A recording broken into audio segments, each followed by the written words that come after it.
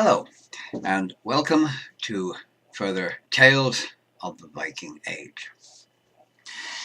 In this video, I'll be looking at that oh so well known, so internationally famous, so instantly recognizable, though gloriously wrong, symbol of the Vikings, the helmet. Ah, yes, the Viking horned helmet.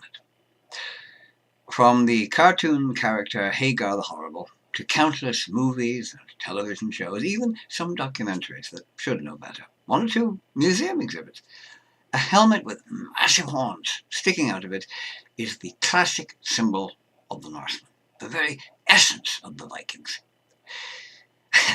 Historically, of course, it would be just as accurate to show them wearing bearskins like the British Brigade of Guards or World War II steel helmets. Come to think of it, they could be depicted coming ashore in amphibious landing craft, like on D-Day or at Iwo Jima, as Valkyries fly overhead in fighter planes, strafing the village the Vikings are about to raid, for an added touch of Hollywood correctness. Why not? That would be just as historically correct as horned helmets, and actually no more mythologically wrong than any of the Thor movies.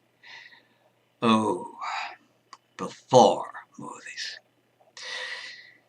Oh no, I must watch my blood pressure. Now, the Vikings, of course, used horns of all sizes on an everyday basis. They used them to drink out of, ones like this. Taking care, incidentally, to drink that way, not that way. If you drank that way, well, you got a bath as well. And of course, they used them to blow in combat, to give alarms or to send messages, like this one, which is quite a good example. But they never stuck them onto their helmets. No. For one thing, having horns sticking out of your helmet would have been awkward when trying to get through the low, narrow doorways common in those days. And it would have constituted a serious health hazard in the tight confines of a shield wall. Stumble to one side and, oh shit, you've just impaled Sven standing beside you, who now has your helmet stuck in his ear. Furthermore, a projecting horn could have been grabbed by an opponent and used to pull you off balance or to pull the helmet clean off your head. No, horns on helmets, they made about as much sense as superhero capes. But how did this myth, for that's what it is, a myth, originate? Now, ceremonial headgear with horns is known to have existed in the Nordic Bronze Age some 2,000 years before the Vikings, but it was not used in combat. And of course the Norse Volva, the female shamans and seers, they would have worn headdresses that comprised horns in some form, deer antlers, for example, as did many shamans in other cultures, and still do in some places. But again, that was not a military usage. It was purely ceremonial in nature. So where did the idea of horned helmets originate?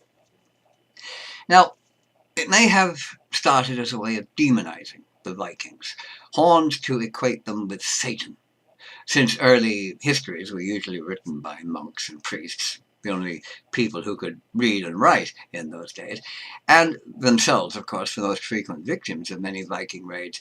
The analogy with the devil might have been an obvious one. Paint the Viking raiders as the emissaries of Satan, in league with the devil.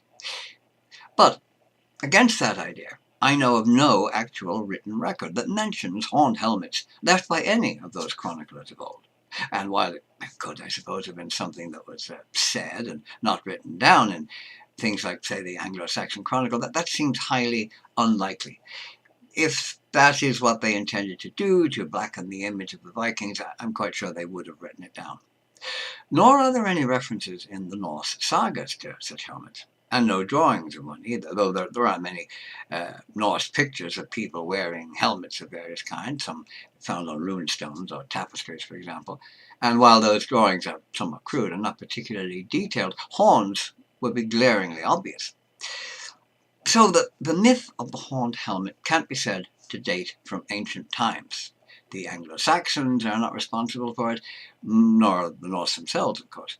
No, that That and the equally wrong winged helmet as well seems to be actually a product of the 19th century love of romanticism, something that in this case had its birth in Germany, thanks to the operas of Richard Wagner, principally the four, somewhat loosely based on parts of the Old Norse Volsunga saga, the saga of the Volsungs, part of which told the story of the great hero Sigurd, who killed the dragon Fafnir and then rescued the sleeping Valkyrie Brynhild from the magic fire that surrounded her, which Wagner entitled Der Ring das Nibelungen, the Ring of the Nibelungs, comprising the operas Das Rheingold, Die Walküre Siegfried, and Götterdämmerung. Wagner changed the names, of course.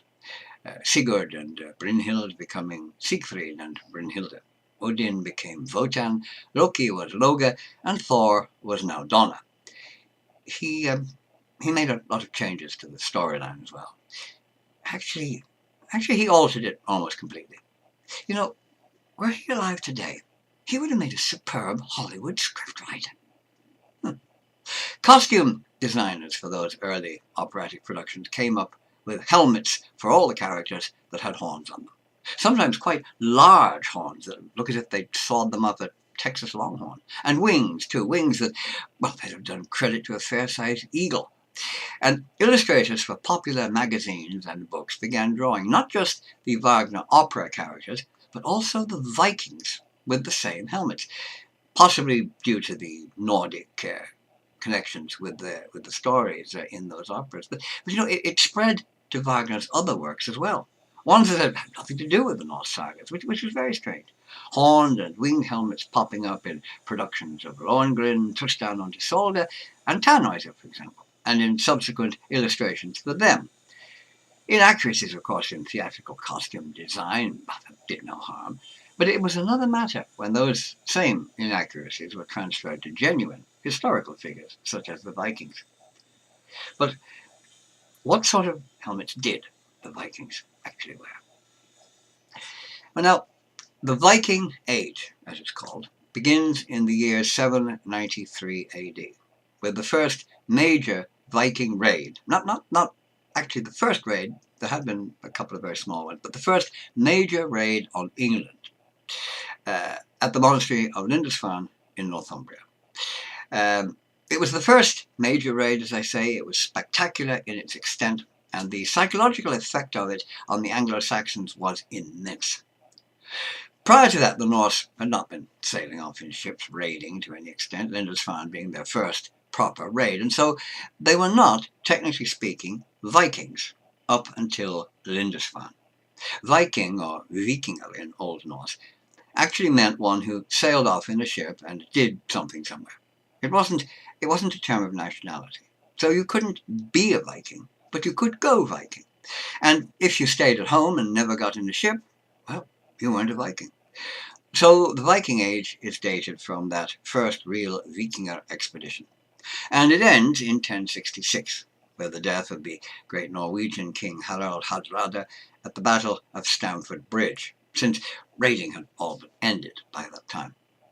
Prior to the so-called Viking Age, the Norse people were, well, they were what they were also during the Viking Age, when they stayed at home and didn't go off in a ship. They were just Norwegians, Danes, or Swedes. And that pre-Viking era is referred to as the Vendel period, circa 550 to 790 AD. What they were doing during the 3 years between the Vendel period and the Viking Age, I really don't know. Now, helmets of this earlier Vendel period were often highly decorated, frequently consisting of an iron cap with either a full face mask, almost like a second face, in fact, that had eyebrows, a nose projection, and even a molded mustache. Or they might have just had spectacle-type eye guards and hinged neck guards to either side, as well as chainmail to protect the back of the neck. And here I have an example of a Vendel type helmet, which I shall just model. Now, this is a typical Vendel era helmet with the hinged neck guards, the spectacle or ocular eye guards, and chainmail on the back. Now, these were not only used by the Norse people, where fragments of them have been found in Norway, Denmark, and Sweden, but also by the Anglo-Saxons in England. A superb example of an Anglo-Saxon version was discovered at Sutton Hoo. And there's a possibility that it's actually the helmet of King Redwald of East Anglia, dated to circa 625 AD. It's made of iron, has the full face mask, and is decorated with tinned bronze, gold, silver, and garnets. Obviously, helmets of this type would only have been worn by those who could afford them, the more prominent warriors or the nobles. Common folk wouldn't have had anything so fancy, if indeed they had a helmet at all. Unless they were lucky enough, of course, to kill an opponent who had one, or fancy armour or an expensive sword for that matter, in which case they would have been entitled to keep it as a spoil of victory.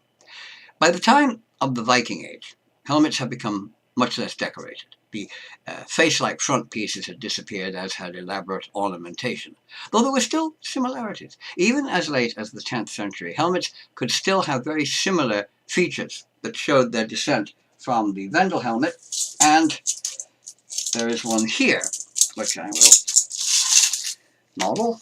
There we go. This is a reasonably accurate facsimile of the one more or less intact Viking Age helmet of this type ever discovered.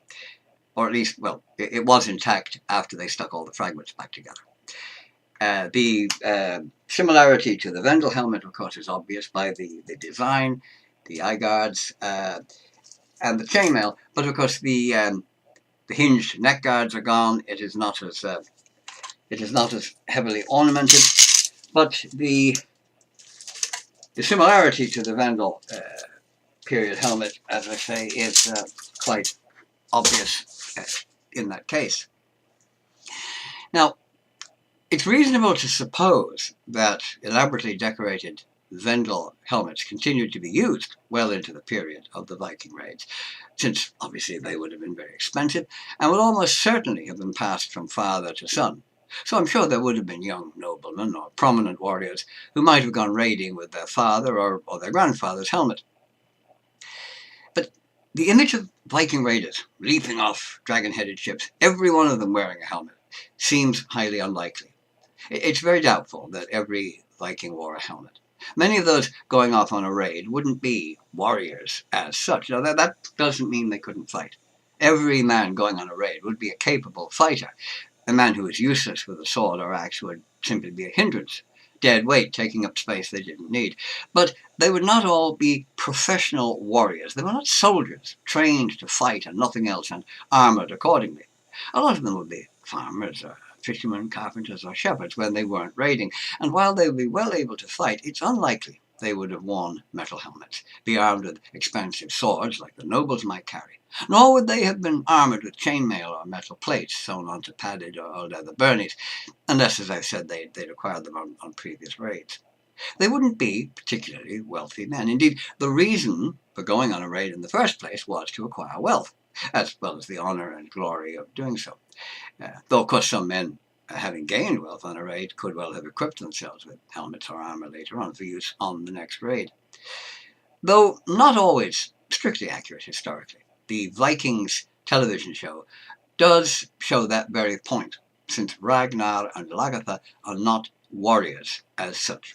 They can fight, of course, and fight very well, but that's not their profession. Their profession is farming. They're farmers. Farmers who raid in their spare time, if you like. So you could say they're amateur warriors. Amateur in the sense of doing something you like or want to do that is not your actual profession, which in no way means that you might not do it just as well or even better than those whose profession it is. Sir Patrick Moore was a fine example of that, becoming the most famous astronomer in the world for decades with his Sky at Night program on the BBC, but he was never a professional astronomer. He was an amateur up to the day he died. Anyway, I'll be looking at Viking weapons and armour in another video, so enough of that here. The helmets chiefly associated with the Viking Age, or perhaps I should say the correct helmets, since the horned variety seem to be the ones most associated with it. The correct helmets come in two basic styles. First, there's the ocular or spectacle type, and I have one here. put on. There. And these were similar, of course, again to the Vendel style in that they had this area of eye protection, very similar to the Vendel helmets, but of course minus the elaborate noses, mustaches, ornamentation, and so on, and also, again, lacking the hinged neck guards. But this would be a typical, proper Viking helmet, and quite a sizable, heavy object.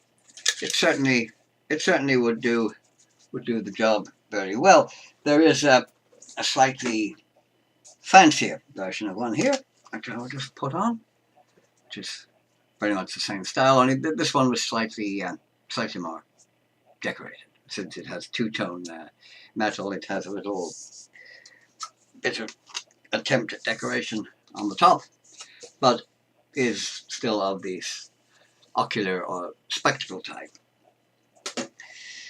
Then there is the nasal helmet, which is so-called, just put it on, for obvious reasons. This long projecting piece at the front, designed to protect the face from a horizontal sword cut. It actually worked, by the way. You might not think it, but it was highly functional, as I actually know of a man taking part in a reenactment event who received a heavy sword blow across his face, and only the nasal guard saved him from a broken nose, or possibly much worse, since even a blunt sword swung with some force could kill you quite easily, depending on where it struck. Not convinced. And they say a picture is worth 1,000 words. So I presume a practical demonstration must be worth 2,000 words. This here, this is a Viking sword. Not sharp, of course, but heavy, and exactly the same as a warrior would have carried 1,000 years ago. Let's see what happens if I hit myself in the face.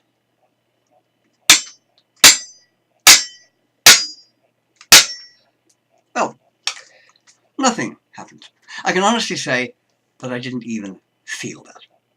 The nasal guard absorbed the entire force of the blow. In fact, I could strike this helmet, or any of the others I've talked about, as hard as I like. And a metallic clank is really about all I'm aware of. So they did give very good protection against sword blows. There's a splendid, fully intact example of one of these Viking nasal helmets on display in the British Museum. It was found in Weymouth, along with remains of weapons and the man who wore it, or, well, at least they found his jawbones, complete with teeth. And the helmet is displayed in a case, mounted on a stand, something like this, with the man's upper jawbone and lower jawbone below it at approximately the place they would have been in life, with an iron axe head on one side and a spear point on the other. And of course, this type of helmet was famously used by those close relatives of the Vikings, the Normans, descendants of Viking raiders who had settled in Francia a couple of centuries earlier at the invitation of the Frankish king, given land in return for protection against other Viking raiders. When Duke William of Normandy landed in England in 1066, his men would have been wearing helmets like that one. So too, of course, would some of the warriors of King Harold Godwinson of England who opposed him. So there we have it.